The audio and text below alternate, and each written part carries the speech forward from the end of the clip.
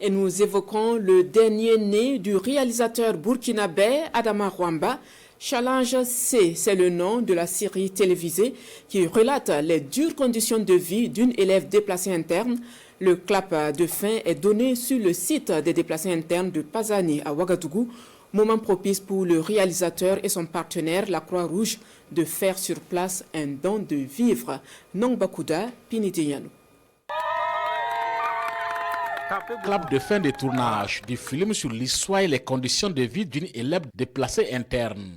En série de 20 épisodes, le réalisateur Adama Rwamba s'attarde sur la solidarité et la cohésion sociale envers son prochain et surtout les personnes déplacées internes. C'est une histoire en fait de jeunes filles qui pendant les vacances en fait, après les cours et pendant les vacances en fait, tout ce qu'ils font pendant les vacances. Et c'est un jour en fait dans l'association en fait, la mère d'une des filles a une association qui devait faire des dons. Donc il se balade en fait dans un camp de réfugiés et il tombe sur elle en fait qui sort d'une tente. Immédiatement la mère l'a accueillie en fait avec son petit frère qu'elle nourrissait, dont elle s'occupait dans le camp.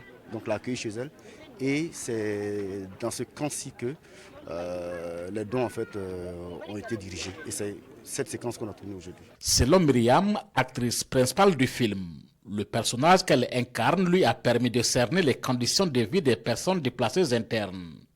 Des conditions de vie très difficiles, d'où son appel à plus de solidarité envers ces personnes qui ont tout laissé derrière elles du fait du terrorisme. Le fait de rentrer dans le personnage me permet de comprendre aussi les difficultés auxquelles ils sont confrontés, leur quotidien. Et nous aussi, ça nous permet de savoir à quel point nous sommes chanceux d'avoir un abri et de compatir à leur sort et vouloir les aider aussi davantage. La série Challenge est financée par le Fonds de développement culturel et touristique. La première du film est prévue pour le mois de juin 2024.